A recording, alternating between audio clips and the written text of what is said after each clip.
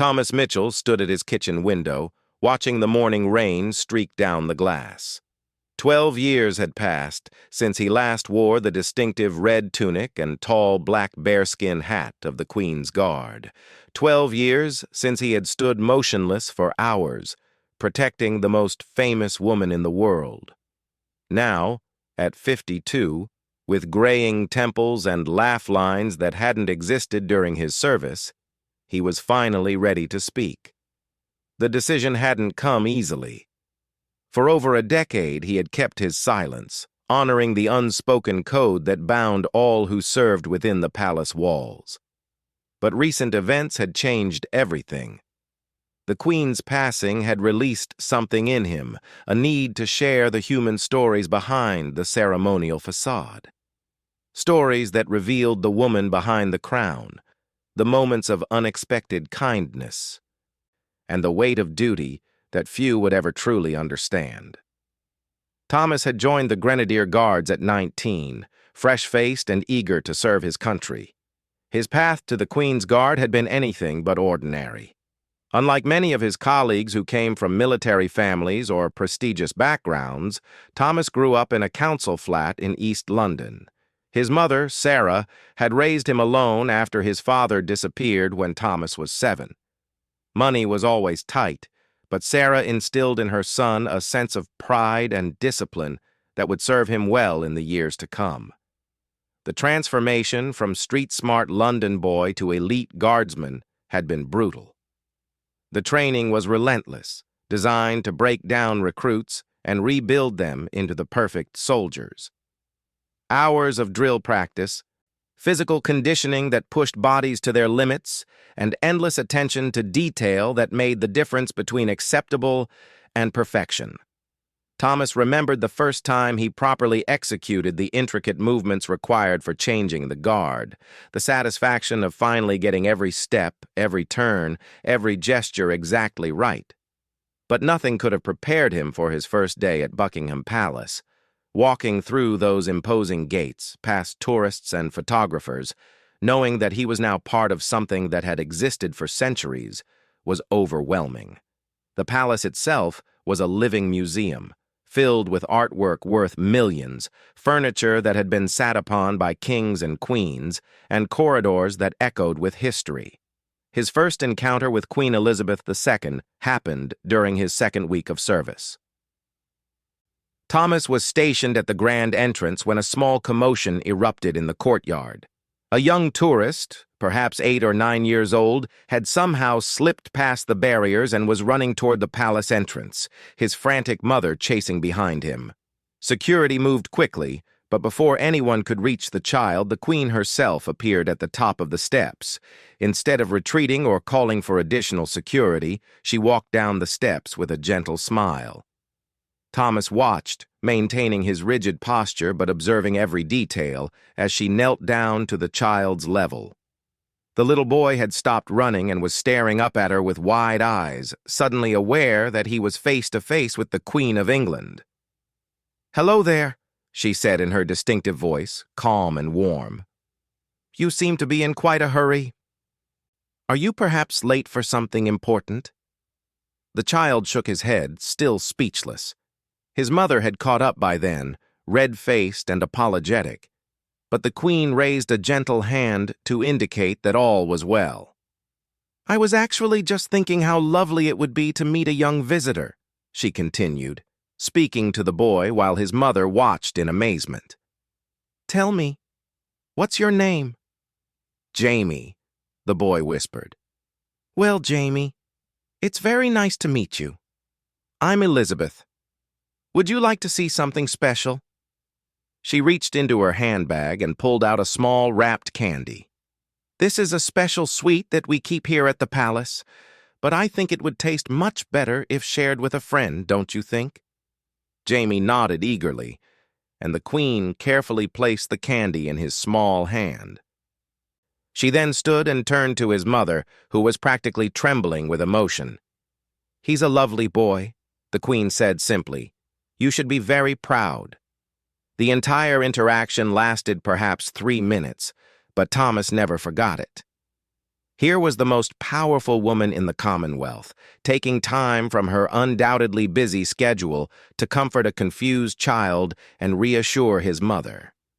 It was his first glimpse into the person behind the public persona, and it shaped his understanding of duty in a way that no training manual ever could. As weeks turned into months, Thomas began to notice patterns in the Queen's daily routine. She was remarkably consistent, rising early each morning and beginning her day with a thorough review of the newspapers. He learned that she read multiple papers, including those that were critical of the monarchy, because she believed it was important to understand all perspectives. This dedication to staying informed, even about negative coverage, impressed Thomas deeply. The Queen's relationship with her staff was unlike anything he had expected. She knew the names of the housekeepers, remembered details about their families, and inquired about their health when they had been absent. Thomas witnessed her genuine concern when one of the older butlers suffered a mild heart attack, insisting that he take all the time he needed to recover and that his position would be waiting for him. One particularly memorable incident occurred during Thomas's third month of service. He was on duty during a state dinner for visiting dignitaries from several African nations. The evening was progressing smoothly until one of the guests, an elderly statesman who was clearly struggling with the formal protocol, accidentally knocked over his water glass during the main course. The man was visibly embarrassed, and several other guests had noticed the mishap. Without missing a beat, the Queen reached for her own water glass and deliberately knocked it over as well. "How clumsy of me," she said with a smile, as staff quickly moved to clean both spills. "I do hope this won't stain the tablecloth permanently." Her quick thinking and gracious response immediately put the embarrassed guest at ease and turned what could have been an uncomfortable moment into a brief, shared laugh. Thomas realized that this wasn't just politeness. It was a master class in leadership and human compassion. The Queen's attention to detail was legendary among the staff. She noticed when flowers in an arrangement were beginning to wilt, when a staff member looked tired or unwell, or when something was even slightly out of place.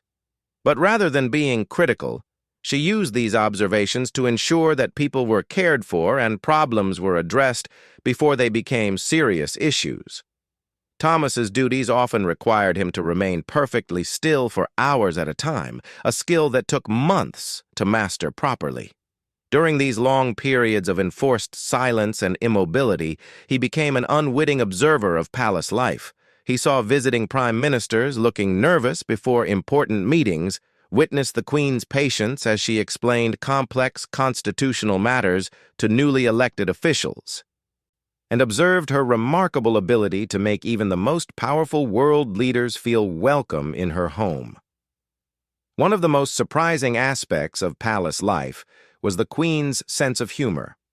The public rarely saw this side of her personality, but Thomas discovered that she possessed a sharp wit and perfect timing when it came to gentle teasing. He watched her playfully mock a foreign ambassador's attempts to navigate the proper way to address her, always in a way that was kind but memorably instructive. The physical demands of being a Queen's Guard were intense, but the psychological pressure was even greater. Every movement was scrutinized, every expression monitored. The guards were expected to be invisible yet present, protective yet unobtrusive. Thomas learned to read situations through peripheral vision, to remain alert while appearing relaxed, and to respond to threats without causing panic. During his first summer at the palace, Thomas experienced the challenge of maintaining his composure during the changing of the guard ceremony while hundreds of tourists photographed his every move. The bearskin hat weighed several pounds, and the wool uniform was stifling in the heat, but any sign of discomfort would be immediately noticed and criticized. He learned to find mental techniques to cope with the physical discomfort, often focusing on specific details of the palace architecture or mentally reviewing pieces of classical music. The Queen seemed to understand the challenges her guards faced. On particularly hot days, she would sometimes arrange for cold drinks to be available immediately after their duties ended. During winter months, she ensured that additional heating was provided in the guardrooms. These small considerations meant more to the guards than any formal recognition could have achieved. Thomas's growing respect for the Queen deepened when he witnessed her handling of a serious security threat during his 4th month of service. A man had managed to enter the palace grounds with a weapon, and while security quickly contained the situation, the Queen refused to be evacuated from her office. Instead, she calmly continued her scheduled meetings while providing clear instructions to help coordinate the response. "I will not be driven from my own home by threats," she told her security chief, her voice steady and resolute. "We will handle this properly and professionally, and we will not allow fear to dictate our actions." Her courage and composure during that crisis earned the admiration of everyone present, including the most seasoned security professionals. Thomas realized that the woman he was sworn to protect was probably braver than many of those assigned to guard her. As autumn arrived, Thomas began to understand the incredible complexity of the Queen's daily schedule.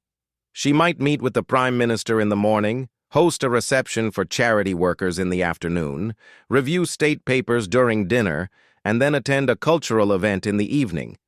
Each engagement required different knowledge, different social skills, and different emotional energy, yet she approached everyone with the same level of attention and care.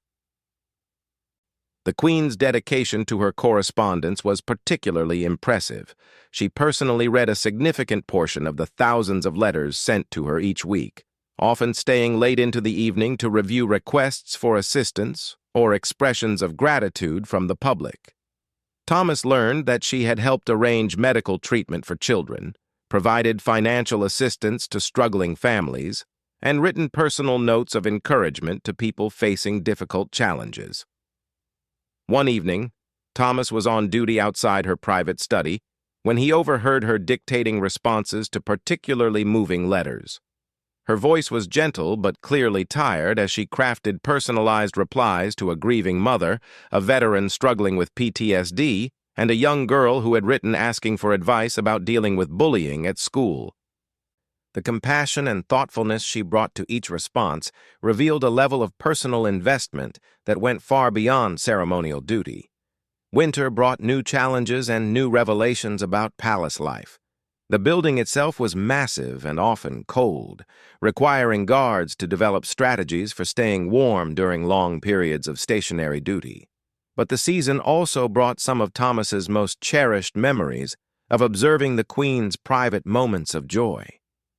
He was present when her grandchildren visited for the Christmas holidays, transforming the formal palace corridors into spaces filled with laughter and playful chaos. The Queen's face would light up when the children appeared, and she would abandon her usual reserved demeanor to join their games and listen to their stories. Thomas watched her crawl on the floor to retrieve a toy, giggle at a child's joke, and patiently explain the history behind various palace treasures to curious young minds. These glimpses of the grandmother behind the monarch were precious and rare, available only to those who worked closely within the palace walls. Thomas began to understand that the Queen's greatest source of happiness came not from the trappings of royalty, but from these simple human moments with the people she loved most.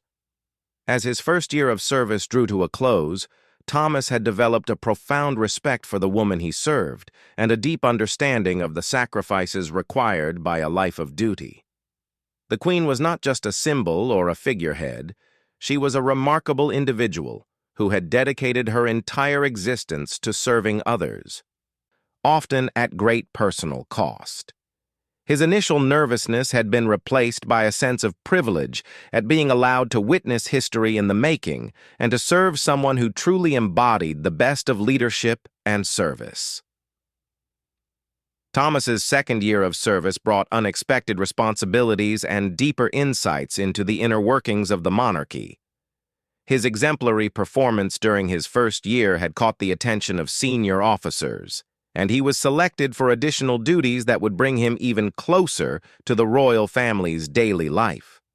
The promotion meant longer hours and greater scrutiny, but it also provided Thomas with unprecedented access to moments that would remain etched in his memory forever. He was now assigned to what palace staff called close protection detail, which meant accompanying the Queen during certain private functions and being present during family gatherings where additional security was deemed necessary. His first assignment in this new role was during a private dinner celebrating Prince Philip's birthday. Thomas had observed the Duke of Edinburgh from a distance many times, noting his tall stature and commanding presence, but he had never been close enough to witness the dynamic between the royal couple in an intimate setting. What struck Thomas immediately was the genuine affection between the Queen and her husband. Away from the cameras and formal protocols, they interacted with the easy familiarity of any long-married couple. Prince Philip would gently tease his wife about her tendency to overpack for trips, while she would roll her eyes at his stubborn refusal to ask for directions during their private drives around the estate. During the birthday dinner, Thomas watched from his position near the dining room entrance as the Queen personally served her husband's favorite dessert, a simple bread pudding that she had specifically requested from the kitchen staff. The gesture was small but deeply personal, a reminder that beneath all the ceremony and tradition, these were real people with real relationships built over decades of shared experiences.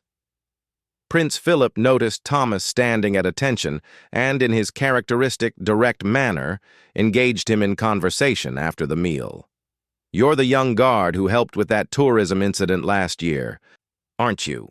he asked, referring to the episode with young Jamie that had occurred months earlier.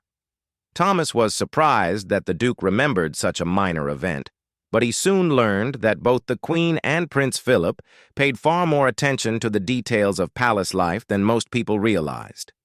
They knew the names of their staff, remembered personal milestones, and took genuine interest in the welfare of everyone who worked for them.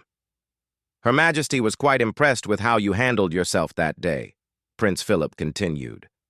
"Maintaining protocol while remaining ready to act if needed. That's the mark of a good guardsman." The conversation was brief, but it reinforced Thomas's understanding that nothing that happened around the royal family went unnoticed. Every action, every decision, every moment of service was observed and evaluated, not with criticism in mind, but with appreciation for dedication and professionalism. Spring brought the Easter holidays, and with them, Thomas's first experience of the royal family at Balmoral Castle in Scotland. The change of venue revealed entirely different aspects of the Queen's personality and priorities. Away from the formal constraints of Buckingham Palace, she became more relaxed, more accessible, and more openly joyful. Thomas was amazed to discover that the Queen genuinely loved the outdoor life. She would spend hours walking the estate grounds, often accompanied by her beloved corgis, examining the gardens and checking on various conservation projects. Her knowledge of the local wildlife was extensive, and she could identify birds by their calls and tracks left by various animals. One morning, Thomas was assigned to accompany the Queen on one of her walks when they encountered an injured deer that had apparently been struck by a vehicle on a nearby road. Rather than continuing on their planned route, the Queen immediately altered her schedule to ensure the animal received proper care. She personally contacted the local veterinarian, arranged for transport to a wildlife rehabilitation center, and followed up later to check on the deer's recovery. "Every life has value," she explained to Thomas as they watched the veterinarian examine the deer. "We are stewards of this land and everything that lives upon it. That responsibility doesn't end when we're on holiday." The incident revealed the Queen's deep connection to nature and her sincere commitment to environmental conservation, causes that were important to her long before they became popular public concerns. Thomas began to understand that many of the Queen's private passions were never fully visible to the public, hidden behind the necessary formality of her official role. During their time at Balmoral, Thomas also witnessed the Queen's incredible work ethic. Even while supposedly on holiday, she maintained her routine of reviewing state papers, responding to correspondence, and staying informed about national and international developments. Her private secretary would arrive each morning with boxes of documents requiring her attention, and she would spend several hours each day carefully reviewing and responding to matters that required royal consideration. But perhaps most remarkably, Thomas observed how the Queen balanced this constant stream of official duties with genuine relaxation and family time. She would transition seamlessly from discussing complex constitutional matters with government officials to playing games with her grandchildren, bringing the same level of attention and care to both activities.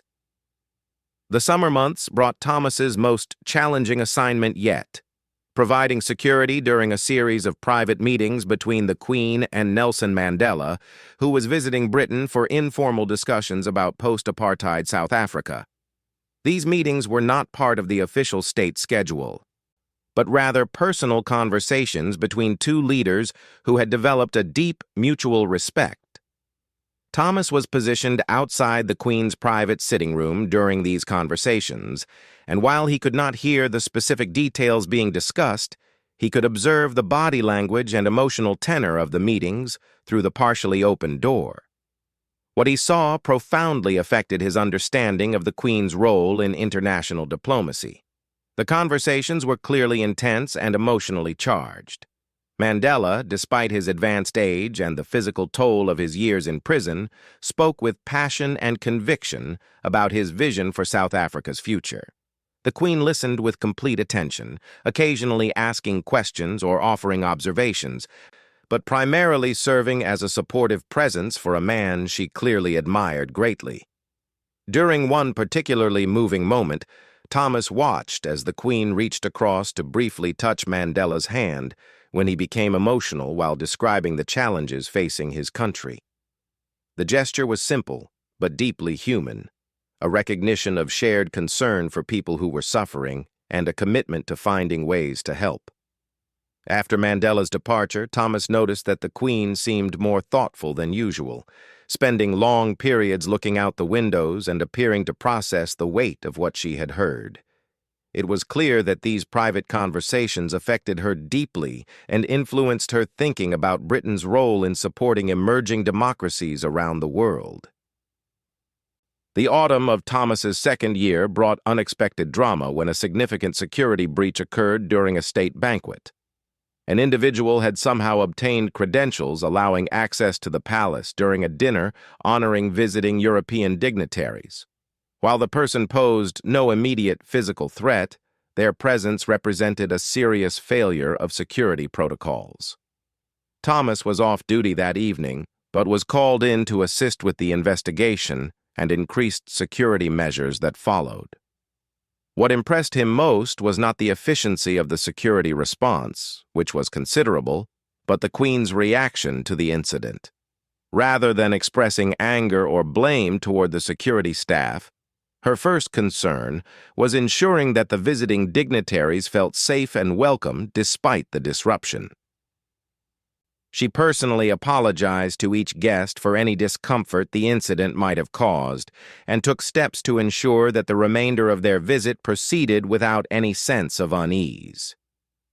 In the aftermath of the security review, the Queen met with all members of her protection detail, including Thomas.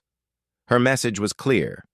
The incident represented a system failure, not individual mistakes, and everyone would work together to strengthen protocols without creating an atmosphere of blame or fear.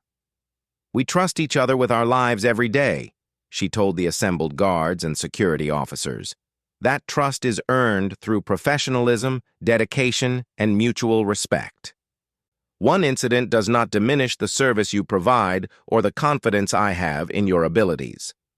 Her handling of the crisis revealed her skill as a leader and her understanding that effective security required not just procedures and equipment, but also high morale and strong teamwork among those responsible for protection. As winter approached, Thomas experienced one of his most emotionally challenging periods of service. The Queen's mother, Queen Elizabeth. The Queen Mother suffered a serious illness that required extended hospitalization. Thomas was assigned to accompany the Queen during her daily visits to the hospital, a duty that provided him with intimate glimpses into the royal family's private grief and resilience. The Queen's devotion to her mother was absolute and unwavering. Despite her demanding schedule and the constant pressure of official duties, she rearranged her calendar to ensure that she could spend significant time at her mother's bedside each day. Thomas watched as she read to her mother, held her hand during medical procedures, and provided comfort during difficult moments of pain and confusion. What struck Thomas most profoundly was the Queen's ability to maintain her composure and strength while dealing with such personal anguish. She never allowed her private worry to affect her performance of official duties, but Thomas could see the toll it was taking.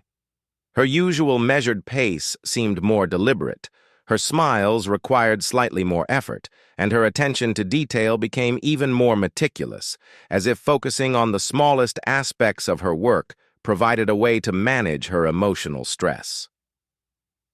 During one particularly difficult evening, when the Queen Mother's condition had worsened significantly, Thomas observed the Queen sitting alone in a hospital waiting room, still wearing her formal dress from an earlier engagement.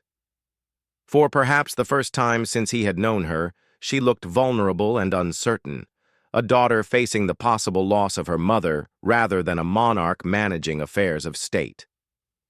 The moment lasted only briefly before she noticed Thomas's presence and restored her usual composed demeanor, but it reminded him that despite all the training, protocol, and public expectations, the Queen remained fundamentally human, subject to the same fears and sorrows that affect everyone facing the illness of a loved one.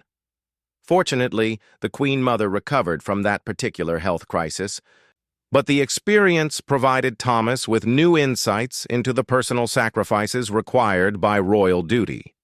The Queen's commitment to public service never wavered, even during periods of intense private stress, demonstrating a level of dedication that went far beyond mere obligation. As his second year of service concluded, Thomas had developed not just professional respect for the Queen, but genuine admiration for her character and values. He had witnessed her kindness, her courage, her wisdom, and her unwavering commitment to serving others.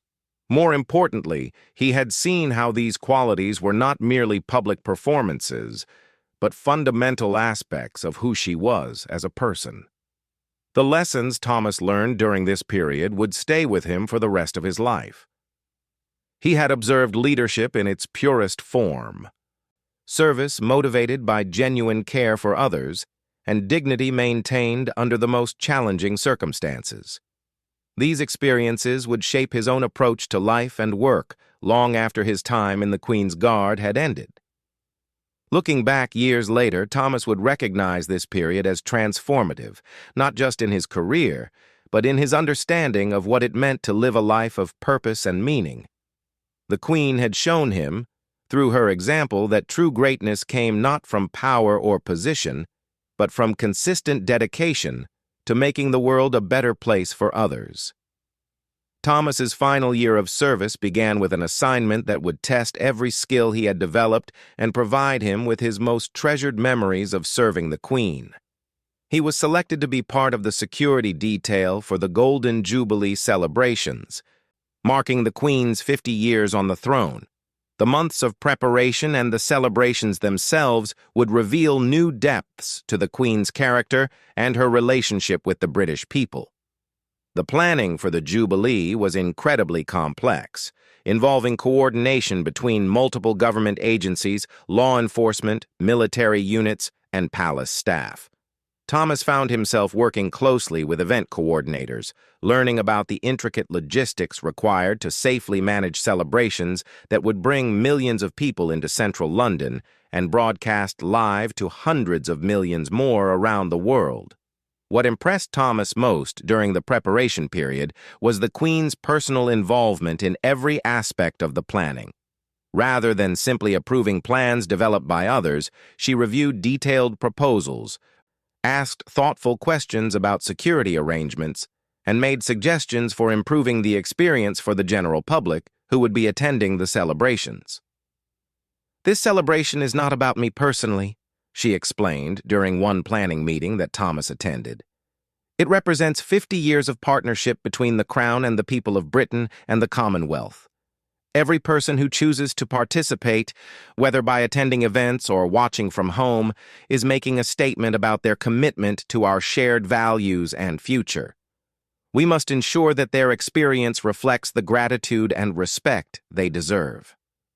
Her perspective on the Jubilee as a celebration of the relationship between the monarchy and the people, rather than a personal milestone, shaped every decision about the events. She insisted on arrangements that would maximize public access, even when this complicated security planning. She wanted people to feel welcomed and valued, not merely tolerated as observers of royal pageantry. During the weeks leading up to the main celebrations, Thomas accompanied the Queen on a series of regional visits across the United Kingdom. These trips were designed to thank local communities for their support over the decades and to allow the Queen to connect personally with people who might not have the opportunity to attend the London celebrations. These regional visits provided Thomas with some of his most moving observations of the Queen's impact on individual lives. In small towns and rural communities, he watched as elderly residents who had followed the Queen's reign since its beginning met her face to face, often for the first and only time in their lives. The emotions on both sides were profound and genuine. In a small Welsh village, Thomas observed a particularly touching encounter between the Queen and an elderly woman named Mrs. Evans, who had served as a local postmistress for 45 years. Mrs. Evans had decorated the post office with royal photographs and had organized community celebrations for every major royal milestone over the decades. When the Queen learned about Mrs. Evans's decades of service to her community, she spent several extra minutes in conversation, asking about the changes she had witnessed in the village and thanking her for her dedication to connecting people through the postal service. As they spoke, Thomas could see that the Queen was genuinely interested in this woman's life and experiences, treating her with the same attention and respect she would show to any head of state. "You have served your community with the same dedication that I have tried to serve the nation," the Queen told Mrs. Evans. "Your work has touched countless lives, and that makes you a very special person indeed." The comment moved Mrs. Evans to tears, but more importantly, it revealed the Queen's understanding that service comes in many forms, and that every person who dedicates themselves to helping others contributes to the fabric of society in meaningful ways. During another regional visit, Thomas witnessed an incident that demonstrated the Queen's quick thinking and genuine care for people's well-being. A large crowd had gathered in a town center to welcome the Queen, including many elderly residents and families with small children. The day was particularly hot, and Thomas noticed several people in the crowd showing signs of heat exhaustion. Without waiting for her security team to identify and address the problem, the Queen immediately noticed the same issue and took action. She quietly instructed her staff to arrange for water distribution in shaded areas, then deliberately slowed the pace of her walkabout to give people more time to move to cooler areas if needed. Her quick response likely prevented several people from becoming seriously ill, but she took these actions so discreetly that most of the crowd never realized what had happened. The main Jubilee celebrations in London were spectacular beyond anything Thomas had previously experienced. The elaborate ceremonies, the massive crowds, and the complex logistics created an atmosphere of controlled excitement that was both exhilarating and nerve-wracking for everyone involved in security and organization. Thomas's position during the main celebration allowed him to observe the Queen throughout the long day of public appearances, ceremonies, and festivities. What amazed him was her stamina and consistent energy, despite the fact that she was 76 years old and facing one of the most demanding schedules of her entire reign. From early morning preparations to late evening receptions, the Queen maintained her composure, her attention to detail, and her genuine engagement with every person she met. Thomas calculated that she personally greeted over 3,000 people during the course of the Jubilee celebrations, each interaction requiring her full attention and appropriate responses to individual comments and questions. During the famous balcony appearance at Buckingham Palace, with massive crowds filling the mall and extending beyond the Victoria Memorial, Thomas watched from his position inside the palace as the Queen prepared for what would be one of the most photographed moments of her entire reign. Rather than focusing on her own appearance or the historic significance of the moment, her primary concern was ensuring that all family members, especially the younger children, were comfortable and properly positioned. "Make sure the children can see the crowd clearly," she instructed the staff arranging the balcony appearance. "This is their day too, and they should have wonderful memories of sharing this celebration with the people." Her focus on creating positive experiences for others, even during her own milestone celebration, exemplified the selfless approach to leadership that Thomas had observed throughout his service. The private reception following the public celebrations provided Thomas with insights into the Queen's relationships with world leaders who had traveled to Britain for the Jubilee.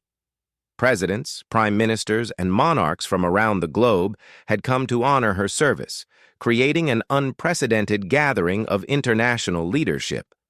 Thomas observed as the Queen moved through the reception, engaging each guest in substantive conversations that demonstrated her detailed knowledge of their country's current challenges and achievements. She had clearly prepared extensively for these interactions, asking informed questions about recent developments and offering thoughtful observations about international cooperation and shared concerns.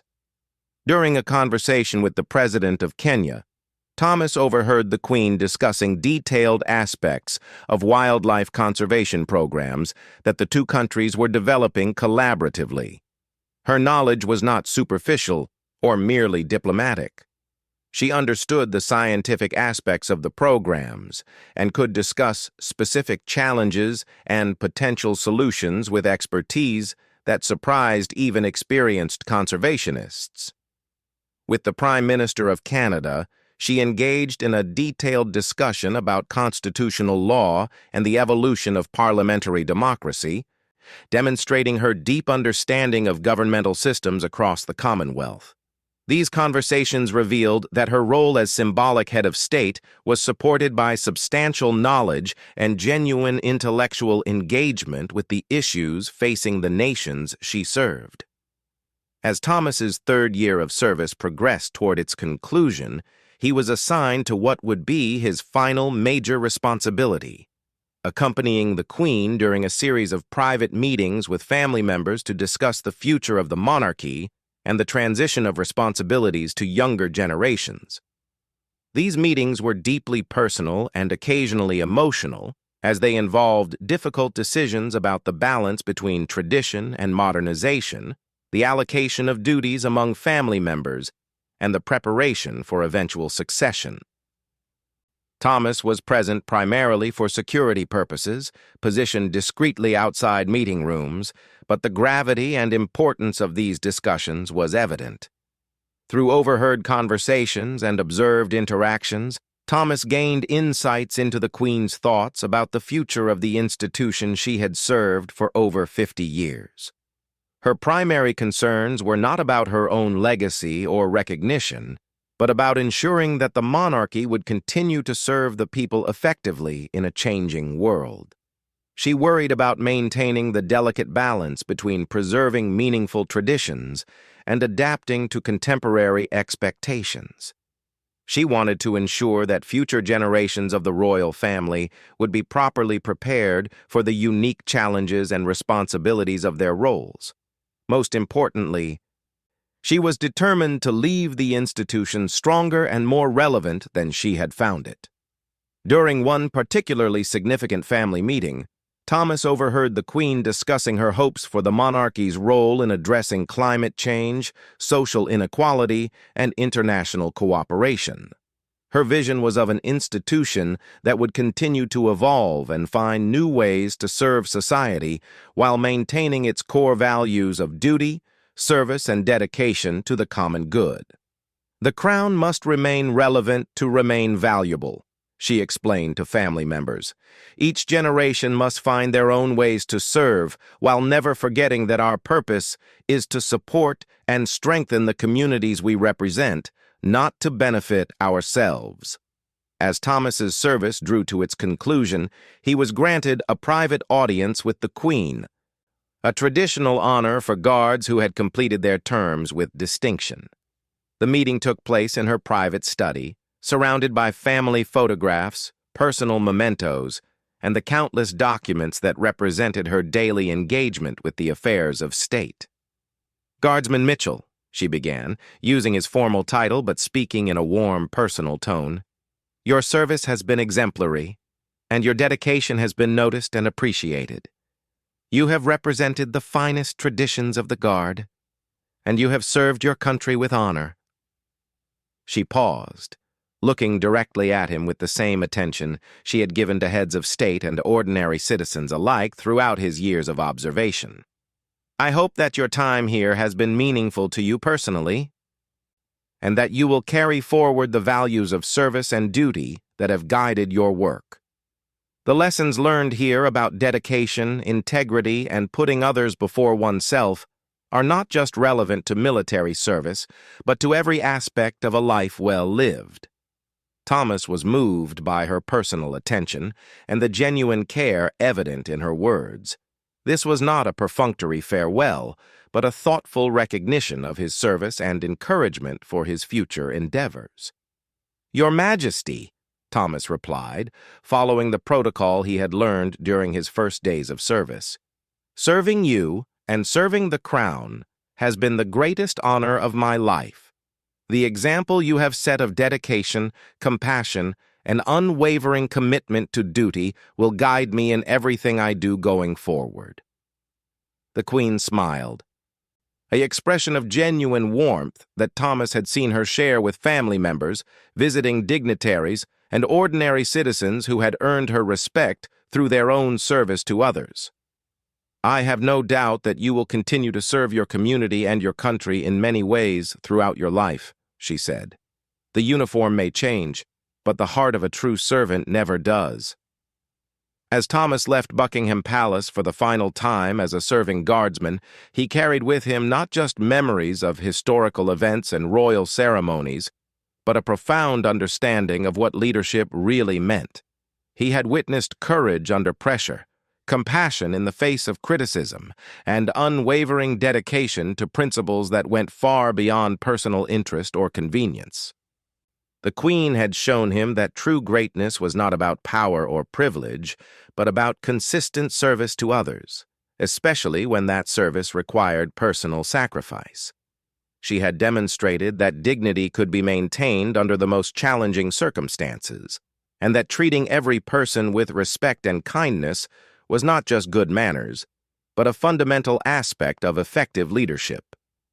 Years later, as Thomas reflected on his service and prepared to share these stories with the world, he realized that his 3 years as a Queen's Guard had taught him lessons that no classroom or training program could have provided.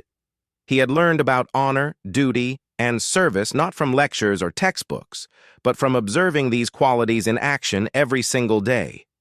The woman he had served was not just a monarch, but a teacher whose example had shaped his understanding of what it meant to live a life of purpose and meaning. Her legacy would live on not just in the history books and official records, but in the lives of everyone who had been inspired by her example to serve others with dedication, compassion, and unwavering integrity.